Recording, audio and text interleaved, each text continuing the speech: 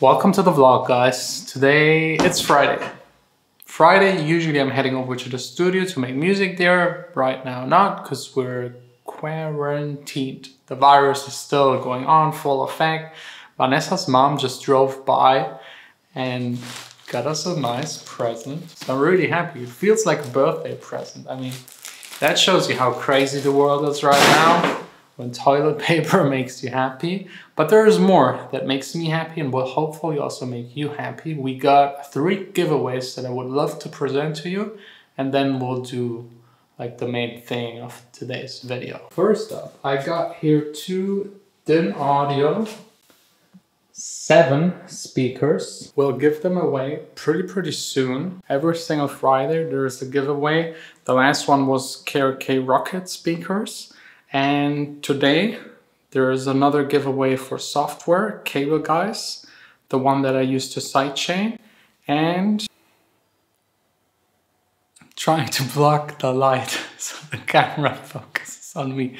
Probably looking really stupid, but it worked. Okay, this book right here, it's called Mixing Rap Vocals. This is only for people living in Germany. It's by Delamar. And everyone that comments down below the name of the guy that wrote this book has a chance to win one of 3 copies.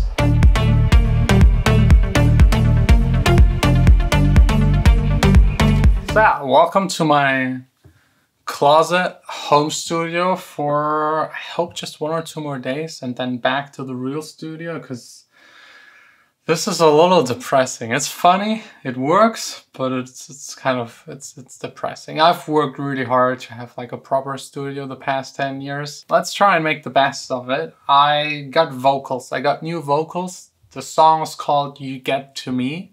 It's by a singer and songwriter. I actually don't know her name. I just wrote with her management. I'll inform you as soon as I know who she is and what she's doing. But she made something really amazing. I would love to play it to you and start working on the song. That's the song where I promise you to only work on it whenever I showcase it to you. Today, the very first part, how I start a track.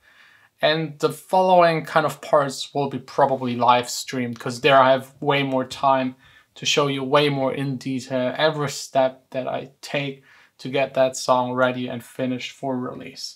So yeah, let's start with what I got at the moment. You get to me. Oh, I can't get you off my brain. You get to me. I feel you coursing through my veins. It's plain to see. You're the ruler of my body, and I don't want anybody but you. So those are the vocals. That's what I got. These are just demo vocals. So hearing them, I kind of felt like it's perfect for what I'm trying to do in the next couple of months, and that's more like going back to underground music, a little bit like progressive, deep progressive, melodic techno kind of stuff. I showcased you a couple of these things already in the past weeks, and it has this underground vibe, but still it's kind of catchy, because a lot of underground vocals are usually very mushy and like fog, and you can't even understand what they're singing. I think this hits right in between, a sweet spot. Absolutely love it. And then I already got a kick. It's just a random kick. Nothing special, but out of one of the presets I already made in kick 2. And then I started this morning, because I felt very inspired. I started working on melodies. So let me mute the vocal first and play you the melodies and let you know why I choose them, how I came up with them, why I think they might work, might not work. Because I usually, when I start a song, I make like a session, just me and the vocal, whenever I have the vocal first. If I don't have the vocal first, I still do the same thing, but just not with other people in the room, as we usually do when we write an entire song. So I thought I will need like an A part and a B part for the song. This can be a break and a drop, of course. And for the verse or the break part, the A part, the more quiet part, I choose, or I just wanted to go for like a very simple sustained bass and like something groovy on top. So we got right here the bass.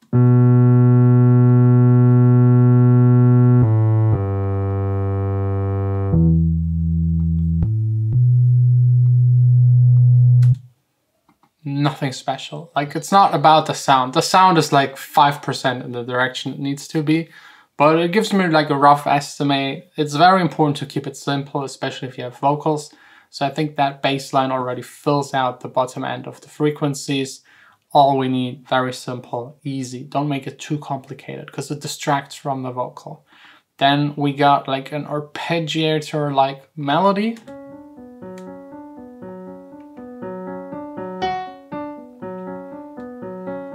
By the way, I usually tend to do these sessions at the beginning just with a piano, because if it sounds good with a piano, it will sound even better with like a nice synthesizer sound that has movement in it, cutoff opening up and closing, automation, delay and reverb. So I think also for all pop music, all electronic, every kind of music, if you play it on the piano and it convinces you, you can basically play it with anything. But let's maybe change it up and replace it also just really quick with the Diva synth. Just like at the beginning of a song, it's always important to work just fast. It's like drafting really fast, like scribbling on like 10 sheets of paper, and then at the end look at all 10 of them and pick the best one. It's not about making the hit song right away. It's just about like making fast stuff and see where it goes.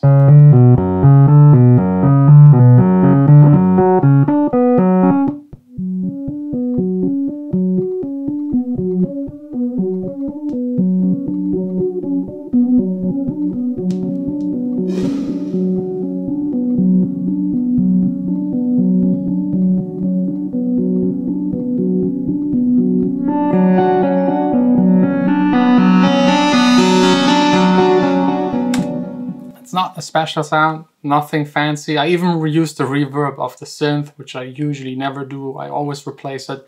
Same for the delay, but it gives me an estimate. And I think like those two, like having the sustained bass, the arp,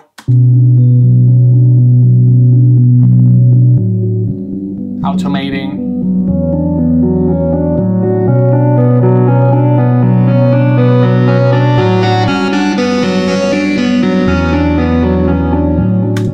really all I need for an intro. I mean, add to that the vocal and ready, good to go. Then I head over to the drop section. It's really important to have like two things. If you just work in an 8-bar loop, you will get stuck in that 8-bar loop and it will just frustrate you. You're listening to the same thing. So I always have like an A and B part at the beginning. Later on, it's then for pop music, either the verse and the chorus, or for club music, it's then like the break and the drop. For the drop, because like the vocal has this groove and vibe to it, I also wanted to have the contrast between the quiet part and the drop part. I switched it up and changed the bass to a bass that is playing a groove. A very simple one. That was like the first thing I came up with.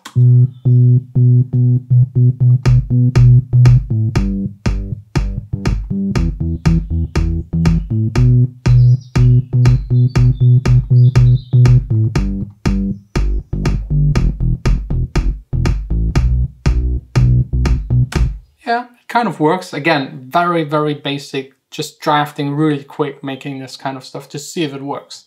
And then I usually, when I have something that I like, I start making alternatives. Because you make something, then you make something else, compare it and pick the better one. Then you make again something, compare it to everything else and pick the best one. This way you're kind of working your way up. So I started, because the bass line, it's cool, it works with the vocal. It's like a standard club bass line that you heard already a million times. But there's like something I started doing also on some of the past songs in the past weeks that I think might be like a little twist to the bass line and maybe like a signature kind of thing of my songs that worked really well on the past ones.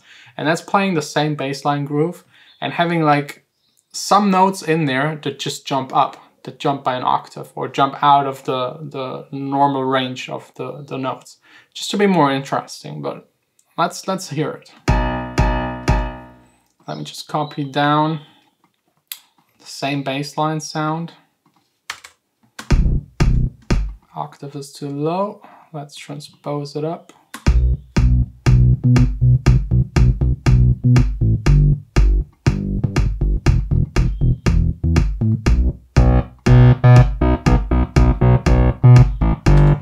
doesn't really work with that sound, to be honest. So let me try and pick a sound where I think it will actually work.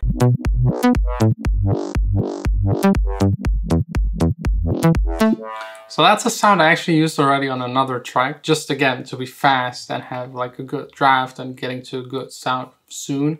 The notes that pop out sound really cool. The low notes sound pretty shitty.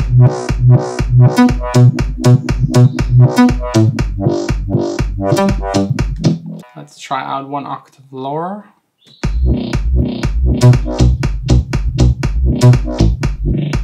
I mean, this could work, or you could just like delete all of the stuff that doesn't work. So everything that is below C3, just delete it.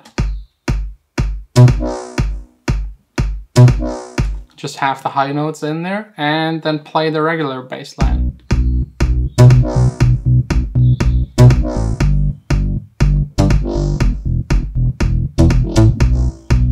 Just a little bit of interest.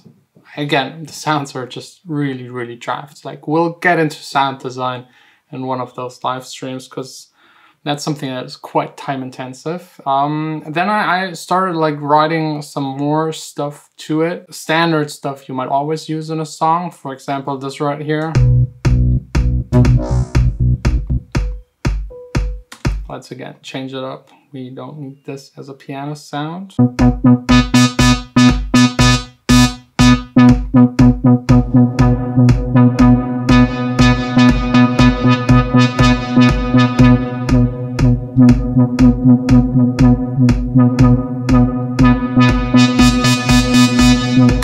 Just a groove, just to like have like an element in there that you can automate towards the end of a section of the song. Stuff like that is very helpful for this kind of music.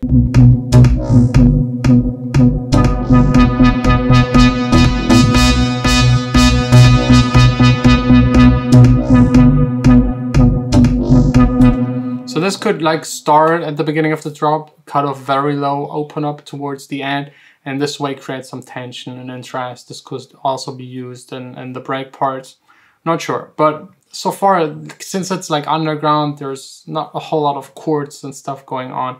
It's very simple, sustained basses, bass lines that are mostly grooves, playing here and there, some variations. And then I always play chords to a song, just in case to have them. If I don't have the vocals right away, I might make a draft with chords in it so that the singer-songwriter has something to guide them through the song. And then I usually have 2 variations, sustained chords and then the same in a rhythm that fits the bass line. Let's first play the sustained ones.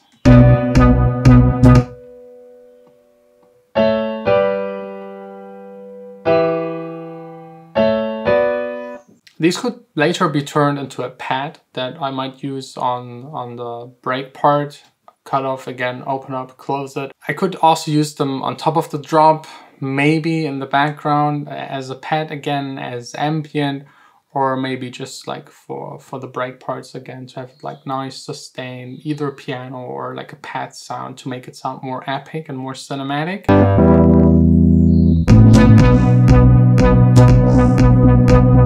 And now you can already hear that it's too much, like it's too much elements doing different things, although it's very simple.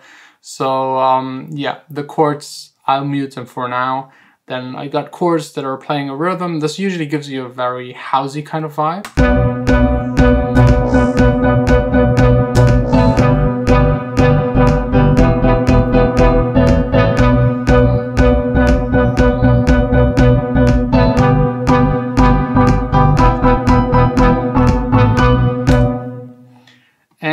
Then I got like a special layer that is just jamming. It's like having ad-libs, but in MIDI notes, basically. It's just like random stuff I played on top. Let's pick again just Diva. This really depends on the sound a lot, if it works or it doesn't. This is really good for a lot of effects.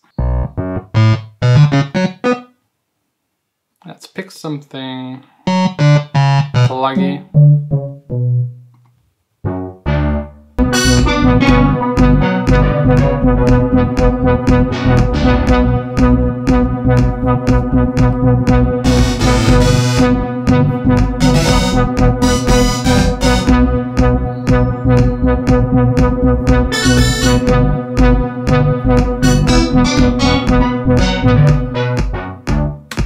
Just random stuff, just to keep it interesting over time. This needs to be cut up and placed properly. Some parts, it's not played through well, but like that's the foundation of the track. On top of that, then the vocal, and yeah, so far I'm happy with what I got. It sounds like shit, but that's like every song that I start sounds like absolute shit at the beginning. It's about the ideas, the imagination, about your experience to know that you can turn this into something that is finished, good enough to be released on a good label. And I got the feeling here. The vocal is definitely a good motivation because I got one element that will definitely stay and I can work around it. And then just like the groovy bass line, good kick, good snare, some hi-hats here and there, but that's something for the next part where we'll actually start programming the drums and then programming the kick a little more detailed and the bass to the kick. And if you got the drums, the bass, and then just add the vocal, it should usually already start working. The rest is just like extra to keep it interesting. So that's it for today. I'll keep you updated with this song, and yeah, tomorrow another vlog. Hopefully not anymore from the closet studio. I mean, it's not too bad, but still. This entire situation is just fucked up. But anyways, see you tomorrow. Sign off.